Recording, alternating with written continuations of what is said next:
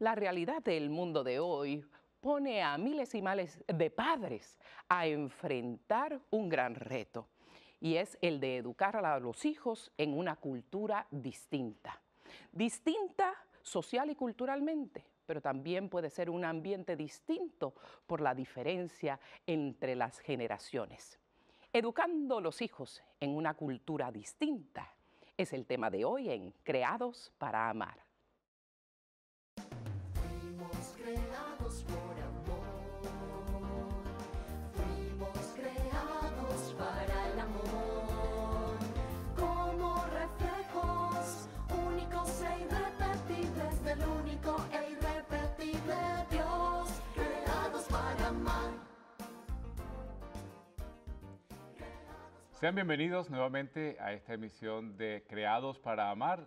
Yo soy Ricardo Luzondo y me acompaña mi esposa Lucía Báez Luzondo del Ministerio Renovación Familiar, transmitiendo como siempre desde los estudios de Birmingham, Alabama, de EWTN, y dándoles la bienvenida a una emisión más de este programa. Estamos felices de estar con ustedes. Gracias por abrirnos las puertas de su hogar. Gracias por mirarnos a través de la aplicación en el teléfono, a través de la aplicación de EWTN. Gracias por las preguntas que nos envían. Gracias por sus correos electrónicos que nos están enviando a esta nueva dirección que hemos dado, creadosparamar@ewtn.com. De esta manera esperamos pues tener unas respuestas más inmediatas a sus preguntas y poderles satisfacer pues en todo aquello que ustedes quieren saber con respecto a los programas que hacemos. Tenemos hoy un programa súper interesante, como bueno, generalmente los que tenemos cuando tenemos un invitado de la calidad del que tenemos hoy. Ha estado con nosotros en otros programas y aprovechamos pues la ocasión de volverlo a presentar. Es nuestro querido amigo, doctor Josman Ospino. Bienvenido, Josman. Muchas gracias, Ricardo. Muchas gracias, Lucía, por la invitación para estar con ustedes. Y para las personas que no habían visto a Josman en un programa anterior, él es un doctor en teología, profesor del Departamento de Teología de Boston College en el estado de Massachusetts. Es natural de Colombia, de la capital de esa hermosa nación. Saludos a todos nuestros hermanos de Colombia, ratos que no vamos por allá, así que esperamos que pronto lo podamos hacer. Y nos da muchísimo gusto porque él es de verdad una lumbrera, es una de las luces y de los hijos predilectos y selectos de nuestro Señor aquí en la Iglesia Católica en los Estados Unidos. Es un gran colaborador en muchos proyectos de la Conferencia de Obispos Católicos de Estados Unidos, inclusive el proceso maravilloso del quinto encuentro de pastoral hispana latina, y es un honor tenerlo nuevamente con nosotros, Josman. Y el tema de hoy es precisamente ese desafío que tienen los padres, típicamente padres que han emigrado a otras culturas, a otros lugares, y sus hijos nacen de pronto en esa cultura o los llevan desde sus países. Y cómo educar a esos hijos en una cultura distinta. Josman, ¿cuáles son algunos ejemplos de esa realidad? Pues mira, Lucía, vamos a usar una especie de estudio de caso, y es el caso de los latinos que han llegado de todas partes de América Latina, el Caribe, a los Estados Unidos. En los Estados Unidos aproximadamente tenemos unos 20 millones de inmigrantes latinoamericanos. La gran mayoría de ellos adultos, personas como ustedes y yo que hemos venido a estudiar, a trabajar, buscando una mejor oportunidad o por las circunstancias de la vida que hemos estado aquí. Pero la gran mayoría de latinos en los Estados Unidos no son inmigrantes, son nacidos en los Estados Unidos y son jóvenes, son niños, ¿no?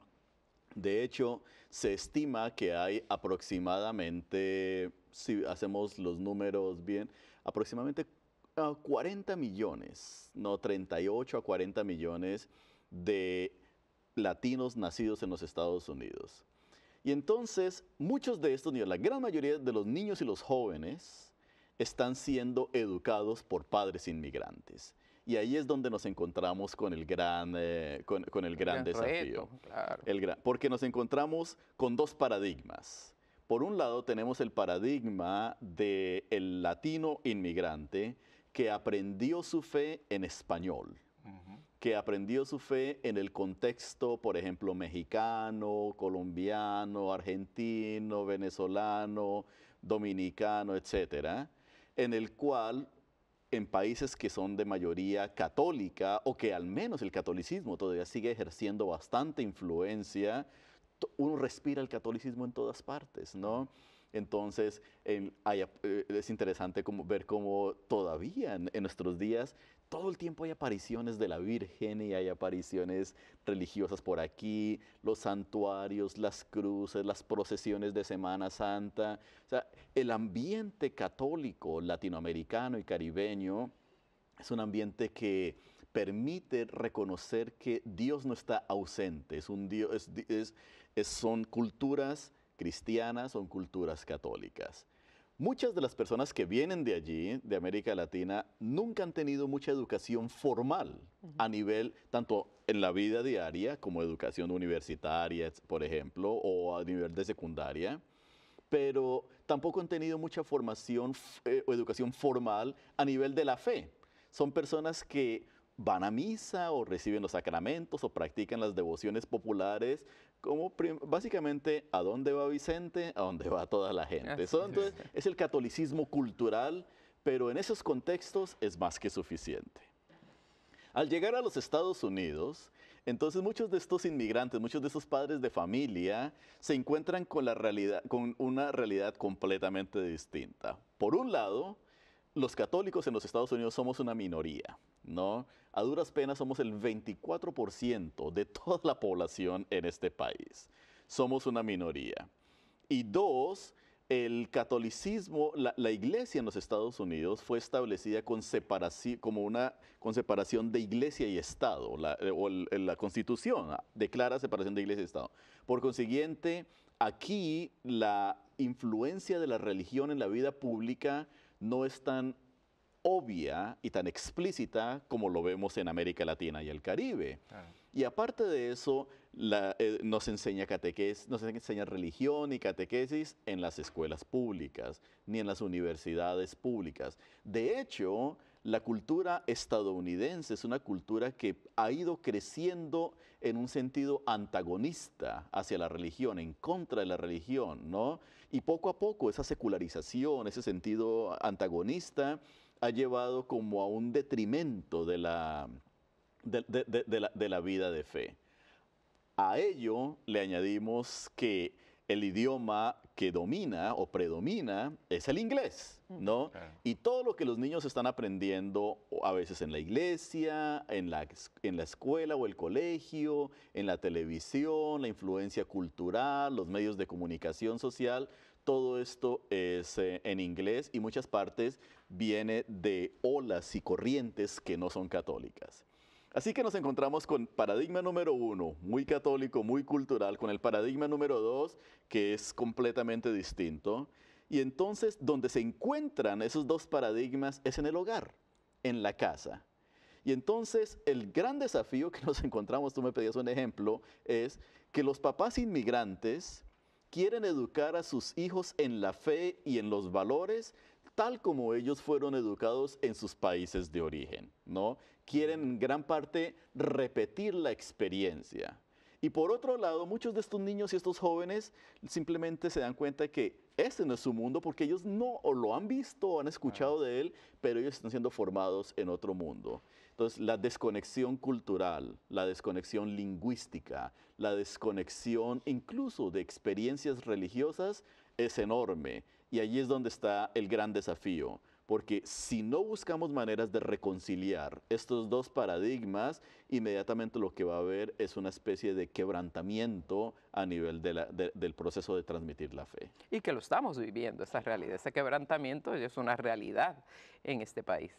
Y también entonces, por lo que está diciendo, esta cultura puede ser un obstáculo o también podría ser un terreno fértil para que hubiese esta promoción de la fe, o sea, porque lo vemos de pronto como negativo, pero yo creo que también podemos usar un aspecto positivo, pues no vamos a cambiar. O sea, los Sí. que vinieron de otros países ya no van a cambiar su cultura, ni que vinieron de otro país. Claro. Y aquí en Estados Unidos, pero también en América Latina, se está viendo un desplazamiento que antes no había. Por ejemplo, en mi país, Venezuela, se están yendo, pues Perú está lleno de venezolanos, se están yendo a Argentina, han ido a Centroamérica.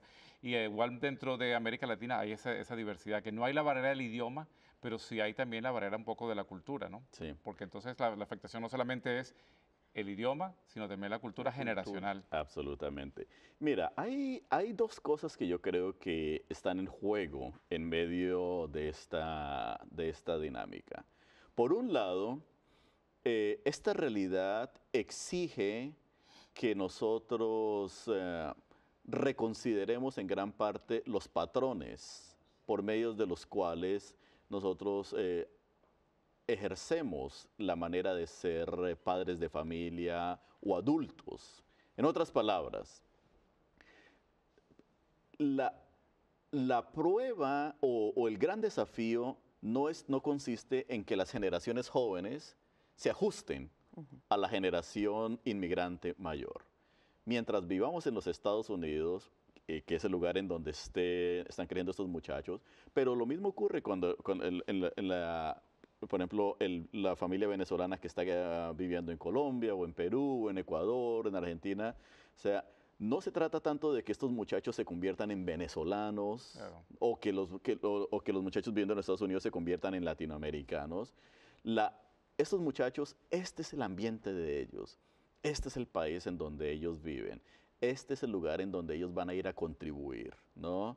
Y aquí es donde van a ser católicos, y lo más seguro es que van a ser católicos a la estadounidense con sabor latino, en gran parte. Va a haber una influencia O a la latina. venezolana O con a la sabor colombiano. Con sabor colombiano, exactamente. Entonces, lo que se necesita es que los padres de familia entendamos que nos corresponde a nosotros hacer las adaptaciones necesarias y conocer en gran parte cómo es que estos muchachos están viviendo su fe y cómo es que ellos están interpretando el mundo. Y una de las mejores maneras de ver esto, y que me lleva al segundo punto, es entender, por ejemplo, que en estos dos paradigmas que yo les mencionaba, ¿no? Aquí en los Estados Unidos, la fe es cultural. Culturalmente, la fe es más de se vive y se practica de una manera más racional. En otras palabras, no es suficiente decir, mi mamá me bautizó católico y católico voy a ser para el resto de mi vida. Si eso funcionó alguna vez en América Latina, y no creo que hoy en día esté funcionando mucho, ¿cierto? O en el Caribe, en los Estados Unidos el modelo es un modelo más de tú tienes que articular tu fe. Tú tienes que saber qué es lo que crees y dar razón de tu esperanza, que básicamente es muy bíblico en gran parte. Porque ese es el modelo en gran parte, el modelo protestante también. El modelo protestante en los Estados Unidos, que es el modelo de cristianismo que predomina en esta cultura, es un modelo en el que tú das testimonio de tu fe argumentando qué es lo que crees, ¿ok? No es suficiente decir fui bautizado, no es suficiente decir yo creo en Jesucristo, sino que el siguiente paso es argumentar por qué crees, lo cual exige un nuevo tipo de catequesis, ¿no? Y eso es algo que, por ejemplo, los padres de familia latinos no hemos comprendido muchas veces en este país, que para nuestros hijos no es suficiente, por ejemplo, la religiosidad popular, porque de hecho muchos de estos jóvenes latinos no conectan con la religiosidad popular. Es interesante ver cómo muchos jóvenes latinos no entienden el valor del pesebre, no entienden el valor de las procesiones. Por ejemplo, yo he visto en mi parroquia, cuando tenemos la fiesta de Nuestra Señora de Guadalupe, invitamos matachines, ¿no? Invitamos matachines para que vengan a la parroquia y tienen el ritual muy bonito. Pero entonces, cuando comenzamos a hablar con los jóvenes del grupo juvenil, muchos de ellos dicen, ¿y de dónde salió eso? ¿Y por qué? ¿Y por qué? ¿Y para qué? ¿Y para qué? Y de hecho se sienten como que, ay, mis papás están haciendo esas cosas Sí. que eso no Les va da un conmigo. poco vergüenza, les da Un poco de vergüenza. ¿Qué van a decir mis amigos o qué van a decir las personas con las que el mundo en el que yo vivo, ¿no? Y entonces, no es que estén en otro nivel o es que sean mejor que otro, es simplemente que los contextos son distintos. Y a veces el papá inmigrante quiere imponer su modelo de religiosidad en el joven latino, y el joven latino o el joven inmigrante está viviendo en otro contexto cultural. Y ese es uno de los grandes desafíos, porque necesitamos saber. Otro punto, y de hecho esto lo he escrito en algunos de mis escritos, he elaborado un poco sobre esto. Por ejemplo, cuando hay inmigración dentro de América Latina, como tú decías, Ricardo, pues el idioma no es el gran desafío. En los Estados Unidos sí lo es. Muchos padres de familia quieren imponer el español como el idioma de la fe y el idioma de los valores, ¿no? Y hay cierto valor en ello, es decir, hay que entender que, bueno, es el idioma de la familia y todo, pero por otro lado, también tenemos que entender que los niños están creciendo en los Estados Unidos y que el inglés eventualmente se les está convirtiendo en la lengua franca, que se llama, en la lengua de la vida diaria. Y a medida que estos niños crezcan y se conviertan en adultos y luego comiencen a crear sus familias, estos niños eventualmente van a dejar el español atrás, ¿no? Quizás no tan rápido como las otras generaciones, por ejemplo, los italianos o los alemanes o los portugueses, los polacos, ¿no? En el pasado, pero eventualmente todo proceso de migración conduce a un proceso de integración. Y esto nosotros tenemos que entender que está bien que los niños aprendan su fe en español, pero también que la aprendan en inglés, porque es fundamental, ¿no? Y esto lo vemos en la catequesis, por ejemplo, lo veo en la catequesis alrededor del país, en donde tenemos dos extremos. Por un lado tenemos parroquias que quieren imponer programas de catequesis solo en español, porque los papás quieren que los niños aprendan la fe en el español y que también recuerden un poquito el español. Pero muchos de los niños no están cómodos haciendo esto porque no entienden los conceptos. Pueden recitar las oraciones sin problema alguno, pero a nivel conceptual no están entendiendo completamente qué es lo que está ocurriendo. Y entonces, si nosotros seguimos insistiendo en ello, les ponemos a estos niños en desventaja cuando fuera del contexto de la familia o de la iglesia tengan que dar razón de su fe. No van a tener las herramientas necesarias. Claro. Y el otro extremo es lo que en el mundo en el mundo anglo le llaman el movimiento Only English, ¿no? En donde básicamente hay líderes pastorales donde dicen, vivimos en los Estados Unidos, no más español, no más vietnamita, no más coreano, no más francés, aquí solamente se habla inglés.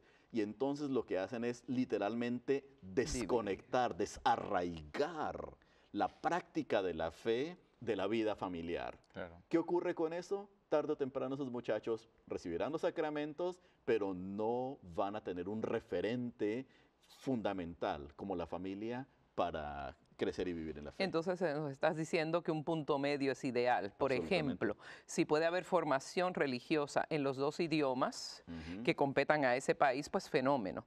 Pero también darle apertura, como nos está pasando a nosotros como padres de Sebastián, va a cumplir 17 años, está en un grupo juvenil de un ministerio que se llama Life Team, que es muy conocido aquí en los Estados Unidos.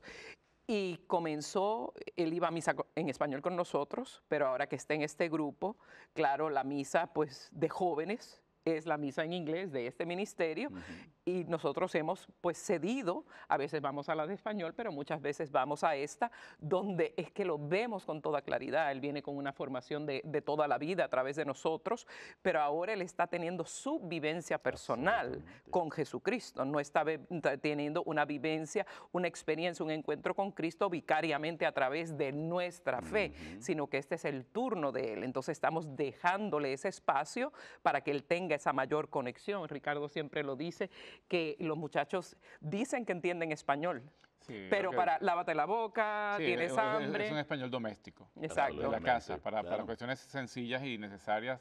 pero no para un diálogo de fe que yo siento. Profundo de su entendimiento. Ese sí, pues le evitan al inglés porque es donde crecieron. Claro, y eso es lo que exige, por ejemplo, exige que los padres de familia y aún los líderes pastorales trabajando con esas comunidades, esas familias inmigrantes, comencemos a desarrollar las capacidades de negociación. Es negociación de identidad, claro, en gran parte, ¿no? De identidad, y en donde lo peor que podemos hacer es demonizar una opción o la otra, ¿no? Exacto. Por ejemplo, cuando hay personas que dicen, oh, si el niño aprende solo inglés, o el muchacho, la niña aprende solo inglés, entonces va a perder su... Lo perdimos, lo perdimos. Perdimos al joven y perdió Claro. su fe. No, no. O por el otro lado, ¿no? Si la persona solamente lo hace en español, entonces muchas personas dicen, nunca, este muchacho nunca va a ser un católico en los Estados Unidos. Tampoco, ¿no? Claro. Es el punto medio. Yo creo que, como todo en la vida, tener un balance y leer las circunstancias, ¿no? Hay partes, por ejemplo, en los Estados Unidos, en California, en el sur de California, donde usar el español seguramente va a ser la realidad por muchas décadas, incluso siglos, sin ningún problema.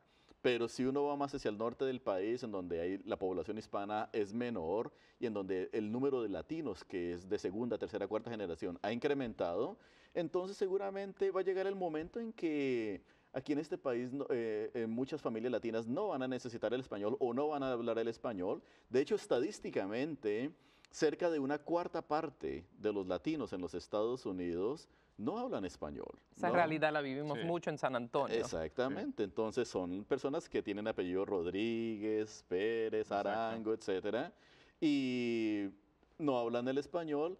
Pero para nada, para nada. Exactamente, pero son personas que funcionan muy bien en su vida, como son católicos, Claro. y tienen un sabor, el catolicismo que practican es un sabor latino. Mira, lo que te iba a decir, de pronto, para los padres que nos están viendo desde sus casas, en Estados Unidos o en su país fuera de Estados Unidos, la comunicación que debe existir desde pequeñitos con sus hijos es el contar. O sea, aunque tengamos tecnología, tengamos YouTube, tengamos videos, el contar historias es algo que no puede sustituir la comunicación de padres e hijos.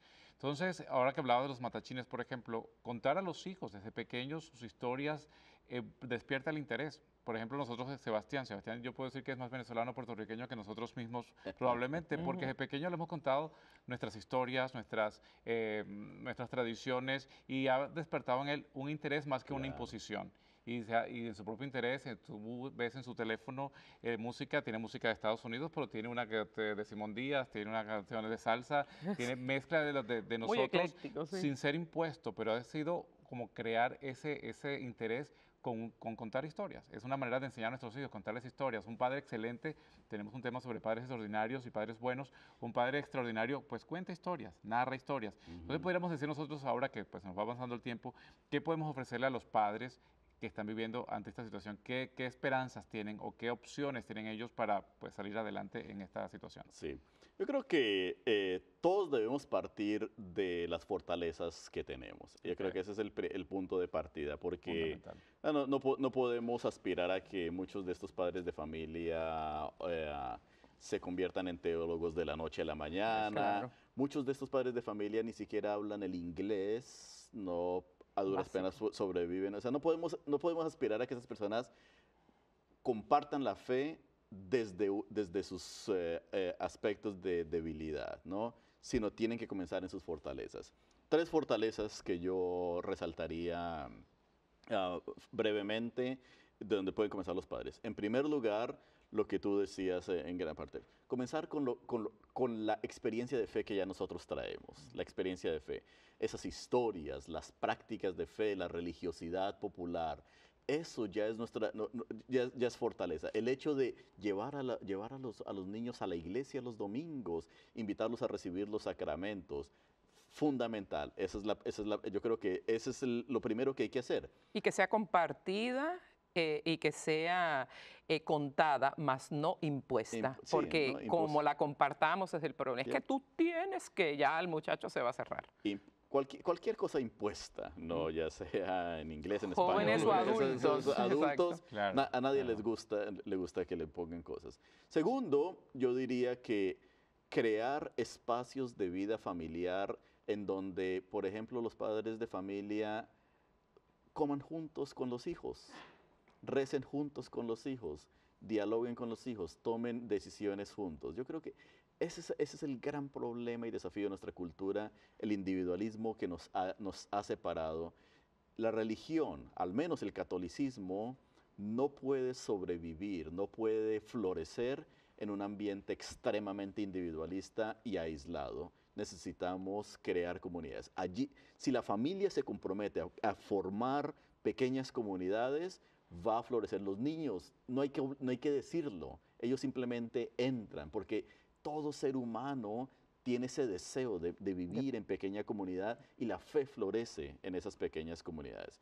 Y tercero, yo creo que es importante cultivar en los padres de familia la capacidad de decir, Dios ha transformado mi vida. Todos nosotros debemos Ese ser capaces testimonio. de realmente de proclamar el Magnificat con nuestras palabras y decir, proclama mi alma la grandeza del Señor, porque el Señor ha hecho obras grandes en mí y los hijos tienen que escuchar estas cosas. Si los padres de familia hacemos esto, no importa en qué idioma lo hagamos, el resto viene por añadidura. Wow, qué hermoso, qué importante todo lo que nos has compartido. Esperamos que a ustedes les haya llegado este mensaje. Queremos compartir con ustedes. Hosman tiene autor de muchos libros. Tenemos unos que aparecen en pantalla: El Credo, un encuentro con la fe de la Iglesia. Interculturalismo y catequesis, guía del catequista para responder a la diversidad cultural. Son Pue- dos buenos libros de referencia. Pueden buscarlos en Amazon. Y también, si no, puede escribirnos a creadosparamar@ewtn.com. Gracias por estar con nosotros. Los esperamos la próxima semana en una nueva emisión de Creados para amar.